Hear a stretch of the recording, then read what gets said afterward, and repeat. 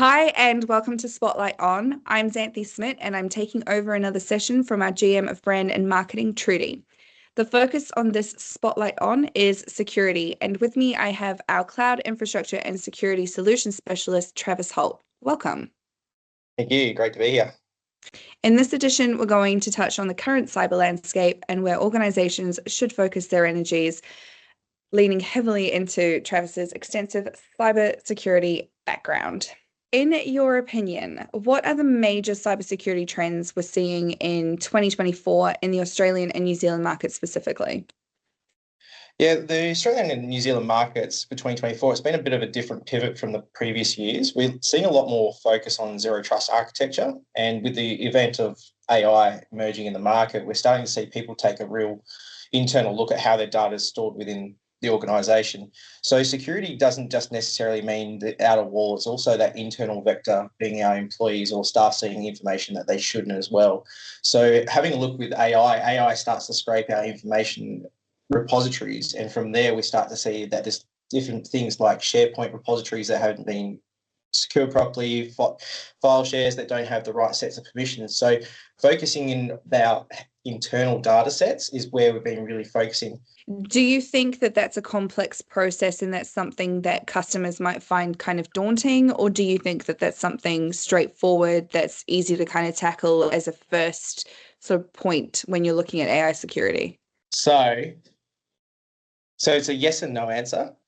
So when you start looking at the tooling that is around that and the procedures and practice of expertise looking at the information, then yes, it's a very simple process to go through. But it can also be quite complex because SharePoint's a great example. And with the event of Teams as well, every Teams channel being a SharePoint repository, there's what we call the sprawl. Everyone starts creating a Teams or a new SharePoint for their own little pet projects, and we start to see that permissions slip, or that there's even the ICT teams don't even know that SharePoint repositories exist. So yes and no, but it is quite a daunting task when you start looking at it on the back end and in the raw data.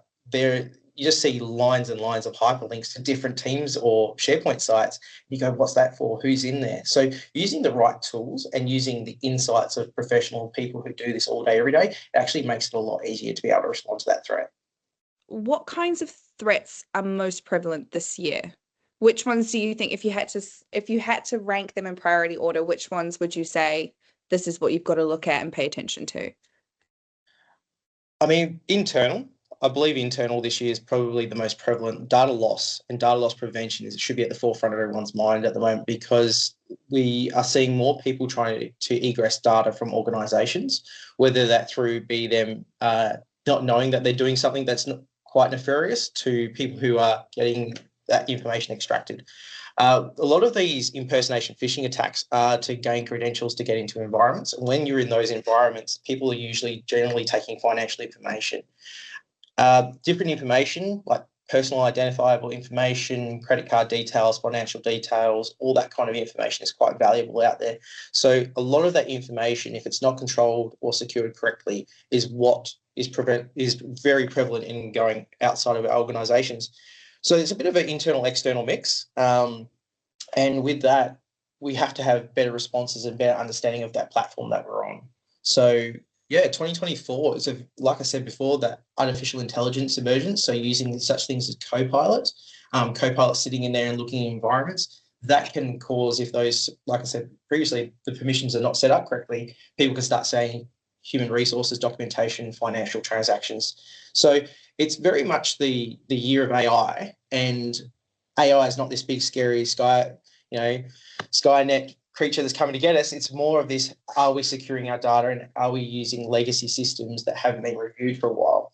So 2024, it could change tomorrow, but at this stage, more internal and data protection. Got it. Okay, so from your experience in security, how do these trends that you've mentioned compare to previous years? We obviously know that AI is now at the forefront, whereas, a year or two ago, it probably wasn't even something we thought of actively. But aside from that, what else do you think the differences are, and how's it looking back?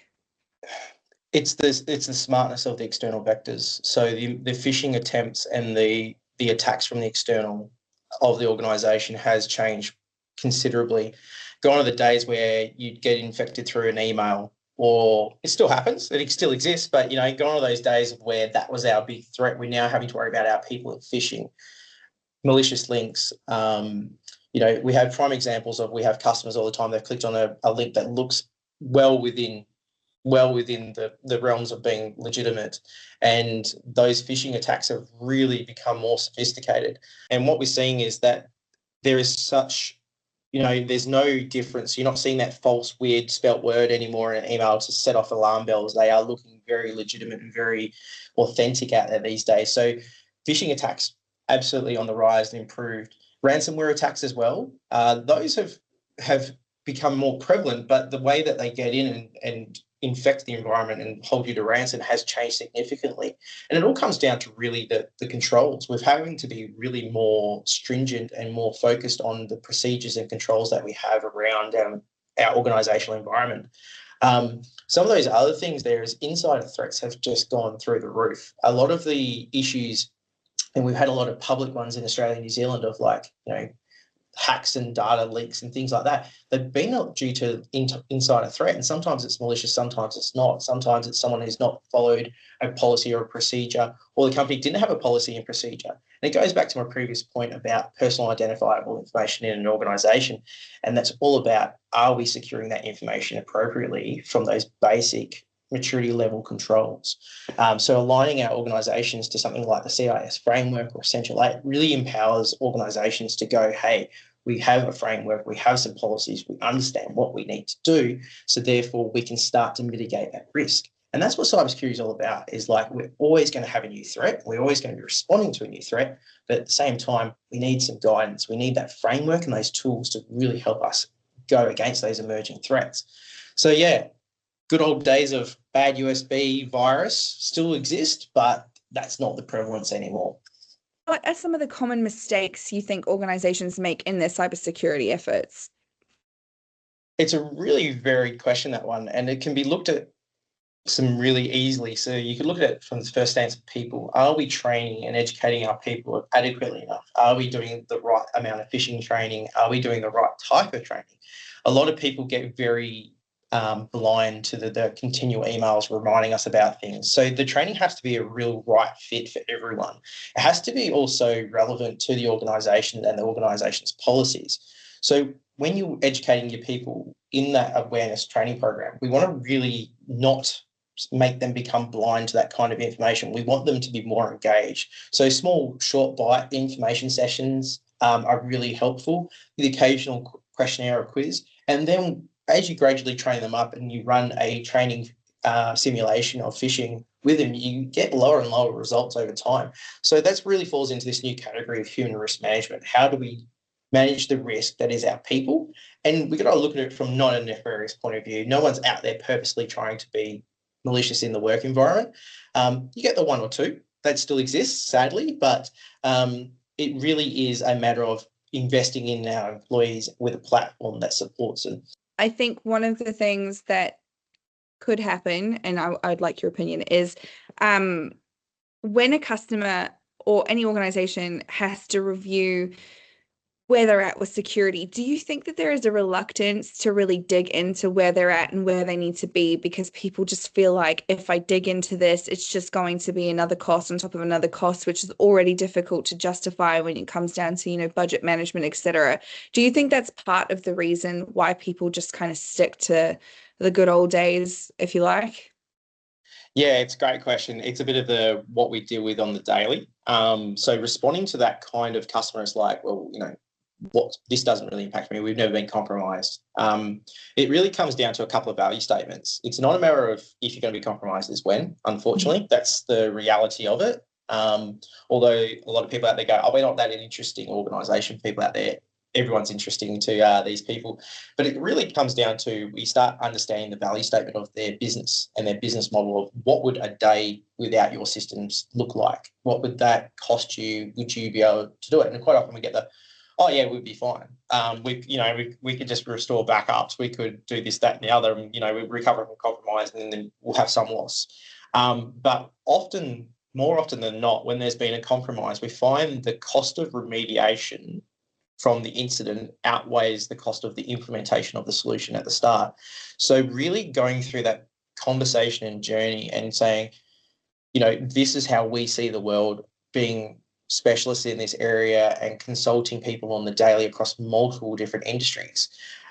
We can say these are what we see as the threats. This is how we see the threat on your environment. And the reality is you're never really just down for a day. You're down for maybe a day, but then there's the knock-on effect of loss of productivity. You might be back at 40% the next day, then 80%, and then you're not up and running for a week. And that depends on if the extent of the compromise is able to be determined, and we can figure ways of getting back into there. So ultimately, having these strategies in place and having those conversations early, we like to have that. What is your motivator for business and how can we support that? But at the same time, be really tailored and succinct to what the organisation's needs are. Perfect. What are your top recommendations for organisations to improve their cybersecurity posture? Start with your people. That's straight up is that let's start with our people and start really investing in comprehensive training programs for our employees, getting that real knowledge and understanding in place, understanding what those threats are and responding with those threats as fast and as practical as we can. Build a 12-month training program with phishing simulation training, policy and procedure rollouts, getting them to acknowledge and read those. So really ingesting the information into our employees.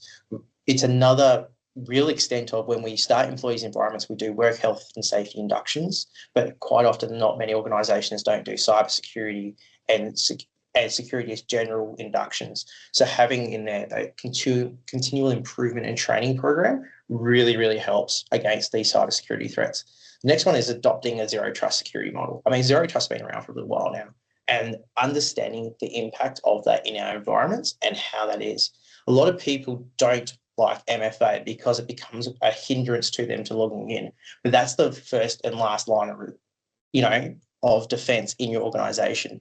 We don't go start picking up broken shards of glass with bare hands. We put gloves on. So MFA is the same thing. We just don't go logging in and let anybody else into our environment.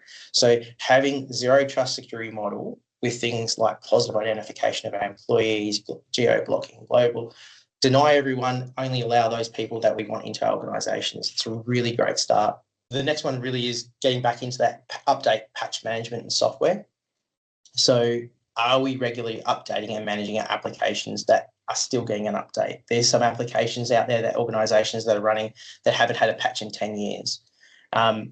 Yes, software sometimes can't keep up with the rate of the operating system's updates.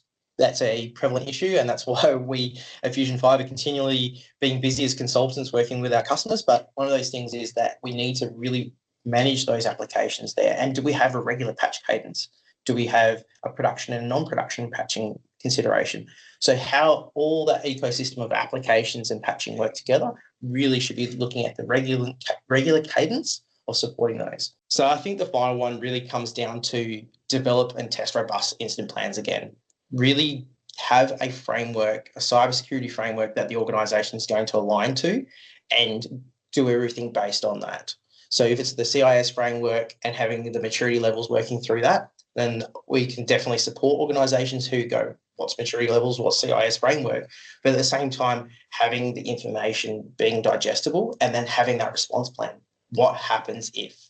And like I said, it's a matter of when, not really if anymore, but that being said, we want to really there.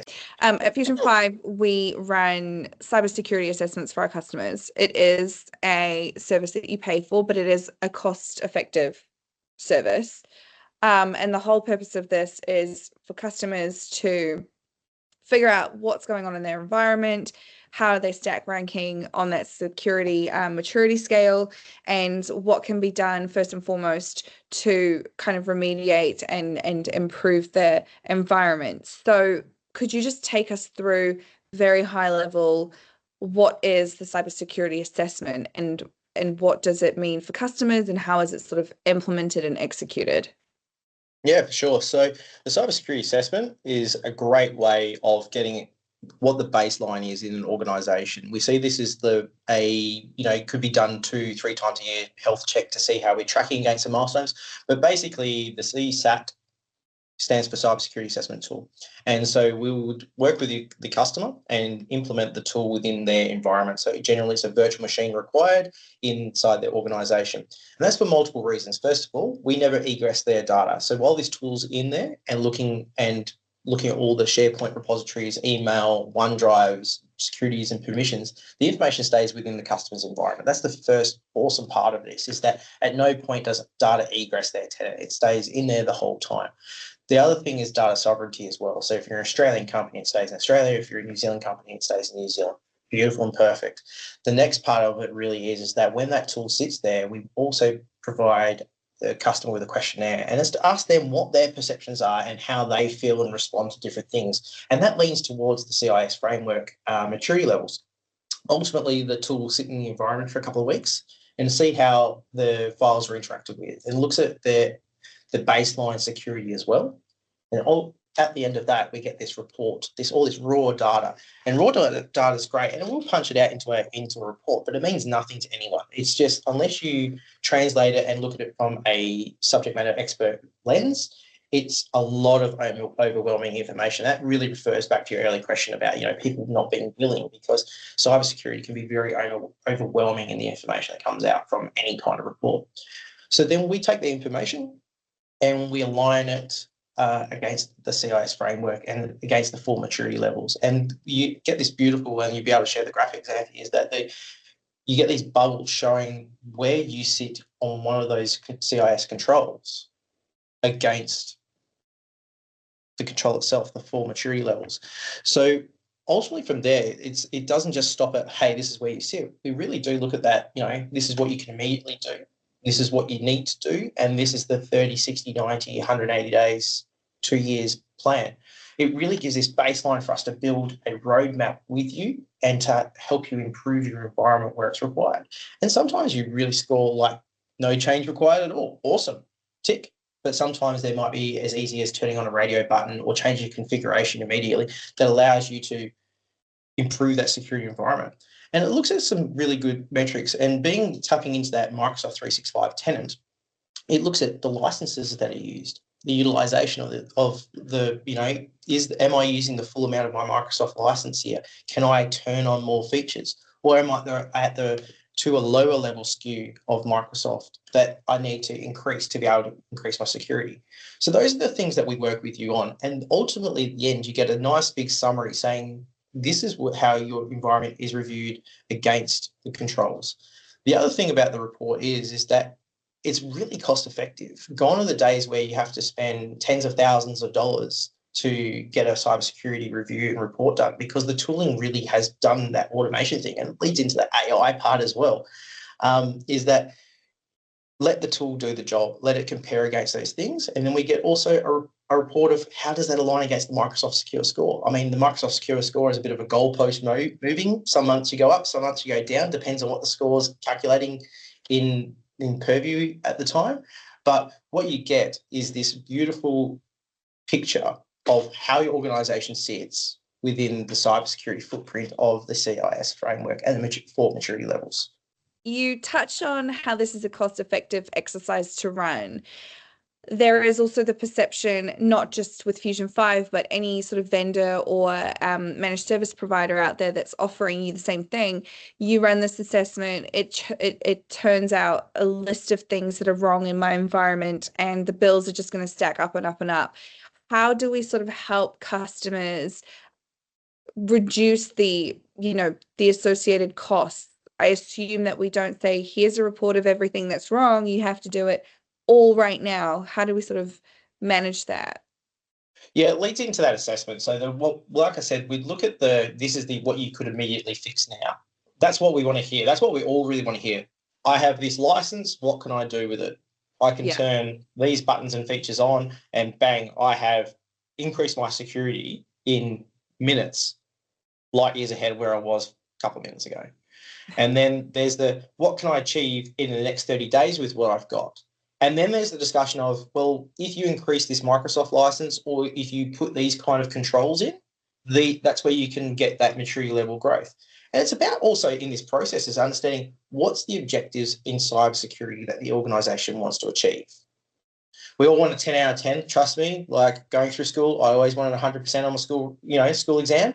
But what's going to get us into a really healthy place that the organisation go, great, I feel that we're a lot more secure here and we have a pathway to continually maturing and improving. So, aiming for a 10 is great, 10 out of 10, but what's that pathway? What would we have to go down that pathway to achieve those maturity levels in all honesty for the organisation? And then Fusion 5 can sit there and go, look, the mean time to achieving this could be as quick as you want it, but it depends on budget. So yes, there is always a cost to remediation in cybersecurity, but Fusion 5 takes it from a lens of what can we do with what you've got? How can we be cost effective post this assessment in achieving as much as we can with what you already have? Yeah. Okay, that makes sense. And do we provide that list of things that are wrong in the customer's environment as a prioritized list so that they know if you don't fix these things first, this is where you'll be at the most risk? Or is it just a case of based on how much you're willing to spend? It's more about we can give a list of recommendations at the end. So there's quite an extensive report. It's not short. Generally comes out between 40 and 50 pages in there. So it is quite a, white pages of cybersecurity assessment, but we do have some really good roundup sections in it. We call that out highlighted saying this is the section of what you can achieve, what you've got.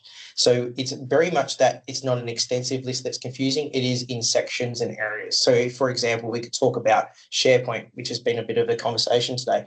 SharePoint is able to be remediated and these are the metrics of what it is. What's your business position on this, and this is how you can improve it. So it's very prescriptive as well as being descriptive of the issue.